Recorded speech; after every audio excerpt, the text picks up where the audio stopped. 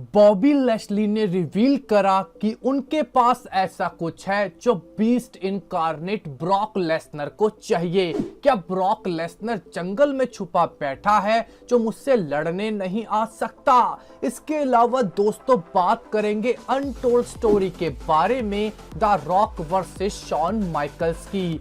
साथ में दोस्तों एज वर्सेस रोमन रिंग्स के मैच पे एक बड़ा अपडेट, साथ में ड्रू मैकइंटायर और शेमस के बीच में क्या हमें अभी और भी मैचेस देखने को मिलेंगे?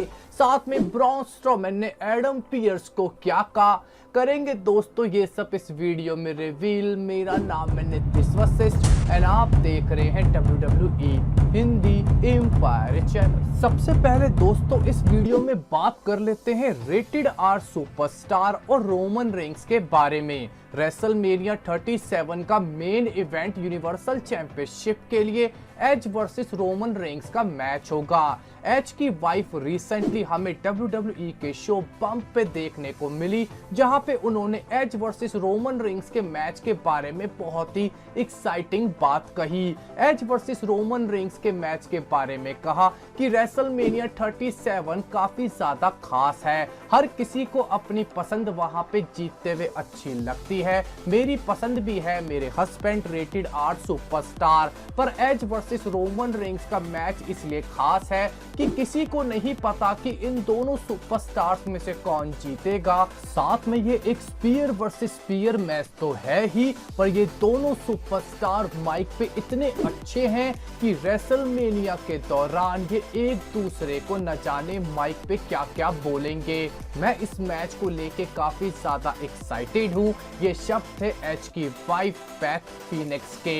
इसके बाद दोस्तों अब बात करेंगे ब्रॉन स्ट्रोमैन के बारे में। ब्रॉन स्ट्रोमैन को मंडे नाइट रॉ खत्म होने के बाद WWE के फॉर्मर एक्सपर्ट विंस रूसो ने कहा, ऐसा रेसलर जिसमें बॉडी बिल्ड तो है पर दिमाग नहीं है। मुझे लगता है विंस रूसो पिटेंगे तो जरूर, पर एडम पियर्स जो ब्रॉन स्ट्रोमैन के साथ मंडे नाइट रॉ पे मिलके एक टैग टीम चैंपियनशिप नहीं जीत पाए, उन्होंने सोशल मीडिया पे ब्रॉन स्ट्रोमैन से माफी मांगी। पर ब्रॉन स्ट्रोमैन ने एडम पियर्स को ऐसा जवाब दिया कि एडम पियर्स की रातों की नींद हराम हो गई होगी। ब्रॉन स्ट्रोमैन ने कहा कि तू बेटा मेरे साथ टाइटल नहीं जीत पाया, वो भी टैग टीम चैंपियनशिप का। ये टैग टीम चैंपियनशिप का टाइटल तो मैंने सिर्फ एक 10 साल के बच्चे के साथ जीत लिया था।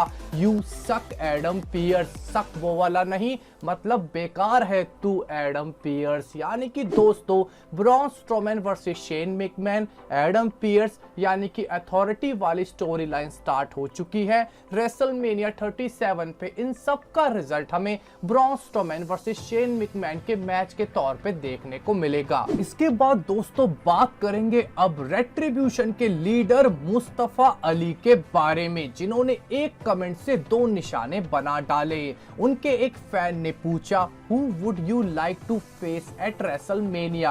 सिंपली मुस्तफा अली ने लिखा रिडल यूएस टाइटल। साथ में दोस्तों उन्होंने लिखा कि पर मेरा एंट्रेंस म्यूजिक होगा रियल अमेरिकन। मुस्तफा अली ने फिर से हुल्क होगन पे निशाना साधा, क्योंकि WWE में बार बार हुल्क होगन लेजेंड की वापसी करवाई जाती है और यंग सुपरस्टार्स का टाइम हुल्क होगन जैसे ओल्ड सुपरस्टार्स को दिया जाता है, और रियल अमेरिकन हुल्क होगन का ही एंट्रेंस म्यूजिक सॉन्ग है। यानी कि मुस्तफा अली ने साफ करा यूनाइटेड स्टेट्स चैंपियनशिप जीतने आऊंगा रेसलमेनिया 37 पे, वो भी अमेरिकन थीम म्यूजिक पे। इसके बाद दोस्तों बात करते हैं अनटोल्ड स्टोरी के बारे में, the Rock versus Shawn Michaels, एक दूसरे से नफरत। दोस्तों रॉक हमेशा से शॉन माइकल्स के खिलाफ कभी भी मैच खेलने को तैयार नहीं हुए।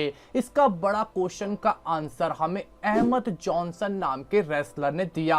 द रॉक ने रिवील करा था कि कुछ टाइम तक WWE में उनके नए दौर के दौरान उनको कई सारे रेसलर्स ने पीछे रखने की कोशिश करी। और दोस्तों वो नाम और कोई नहीं, अहमद जॉनसन के अकॉर्डिंग है शॉन माइकल्स। अहमद जॉनसन ने कहा कि शॉन माइकल का मानना था कि ये टाइटल शॉन माइकल का है और टाइटल शॉन माइकल के पास ही रहना चाहिए। जब द रॉक WWE में आए तो उन्हें बड़ा पुश मिलने लगा, पर शॉन माइकल का मानना था कि द रॉक को WWE चैंपियनशिप अभी नहीं मिलनी चाहिए, क्योंकि उन्होंने अभी तक शॉन माइकल की तरह हार्ड वर्क और टाइम नहीं बिताया है WWE में। इसीलिए शॉन माइकल ने द रॉक को WWE की मैनेजमेंट की नजर में कई बार नीचा गिराने की कोशिश करी, जिसी वजह से द रॉक ने शॉन माइकल के खिलाफ कभी फ्यूचर में कोई मैच नहीं खेला।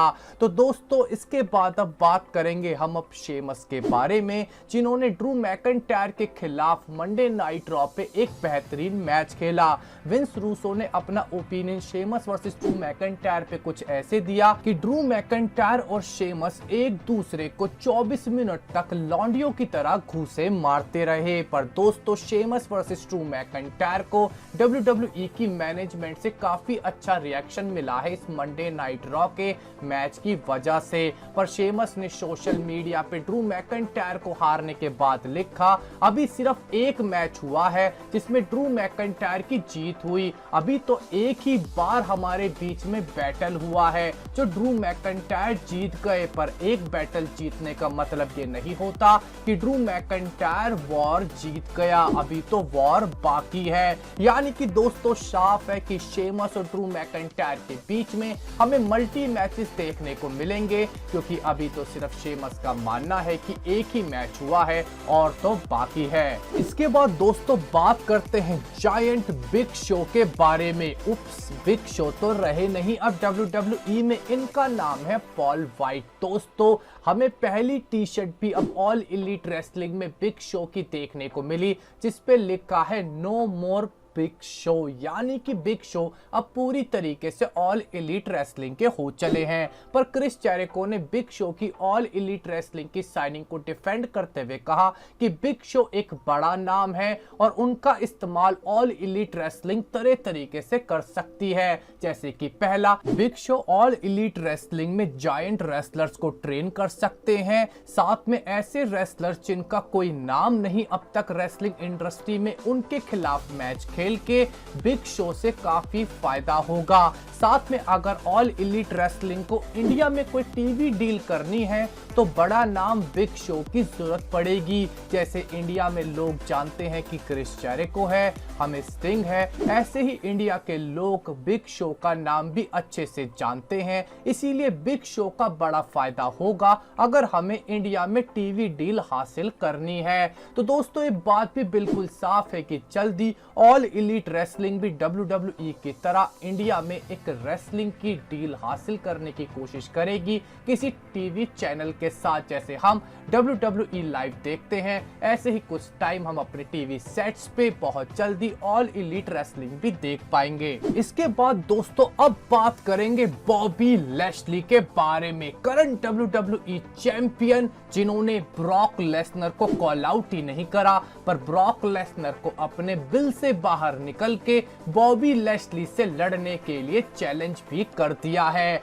बीस्ट इनकार्नेट के लिए बॉबी लैशली ने कहा, कहां है ब्रॉक लेसनर? क्या किसी जंगल में फंसा हुआ है ब्रॉक लेसनर या कहीं छुपा बैठा है? क्या ब्रॉक लेसनर अपनी रिटर्न के लिए तैयार है? पर अगर ब्रॉक लेसनर वापस आते हैं तो ड्रू मैकिंटायर भी जानता है और मैं भी जानता हूं, कई सारे क्वेश्चंस के आंसर मुझे और ड्रू मैकिंटायर को ब्रॉक लेसनर के सामने आंसर करने पड़ेंगे, क्योंकि ब्रॉक लेसनर एक बड़ा स्टार है। रेसलमेनिया 37 पे मैं तो चाहूंगा कि Brock Lesnar versus Bobby Lashley versus Drew McIntyre का मैच हो। ये शब्द खुद बॉबी लैशली के हैं, क्योंकि बॉबी लैशली का मानना है पहले ब्रॉक लेसनर उनसे लड़ने में बिल्कुल भी इंटरेस्टेड नहीं थे, क्योंकि बॉबी लैशली के पास ऐसा कुछ था ही नहीं जो ब्रॉक लेसनर को चाहिए। बॉबी लैशली ने रिवील करा कि अब उनके पास WWE चैंपियनशिप है जो जो बीस्ट इनकार्नेट ब्रॉक लेसनर को चाहिए। इसीलिए अब ये मैच ब्रॉक लेसनर लड़ना चाहते हैं,